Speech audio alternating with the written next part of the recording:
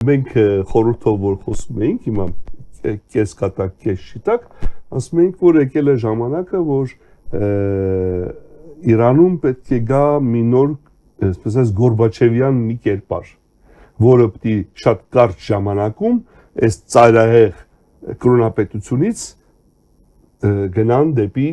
հույսով ենք իրանական ժողովրդավարության, բայց այս իրանական ժողովրդավարության եւ կրոնապետության մեջտեղը անցումային մի բան պետք է, որը չի փոխվում ամբողջովին կրոնապետությունից, բայց դեռ չի էլ հասե այն Դա ասում եմ Ռոհանին եւ Զարիֆը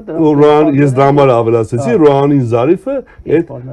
ճակերտների մեջ այդ Գորբաչևի կերպարներն են, որոնք պերեստրոյկա կանանեն։ Հիմա Իրանին պերեստրոյկա է պետք։ Երկու հարցում, հա, մեկ էլ երկրորդ բանը պետք է ավելացնեի, որ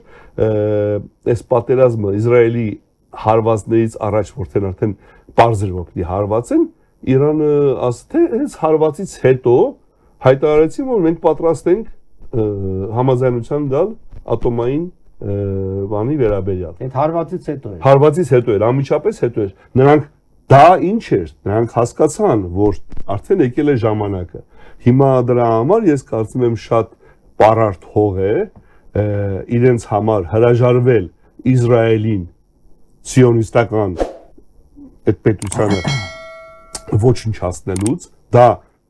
հայտարարության հարց է, ասում են ու գնում են առաջ։ Երկրորդը ավելի դժվար է, դա ատոմային զենքի հարցն է, որը եթե իրանք իսկապես պատրաստ են դա անել, եւ ես կարծում եմ, որ իրանք պատրաստ են, որտեղ հասկանում եմ, որ եթե չարեցին, իրենք դուժելու են այսօրվա իշխանությունները, կրոնապետությունը դուժելու է, այդ ժողովուրդը վերջի իր ամբողջ ջղայնությունը իրանց վրա է հանելու։ Դրա համար նրանք խելացի կլինեն, այսպես ասած, Գորբաչևին բերեն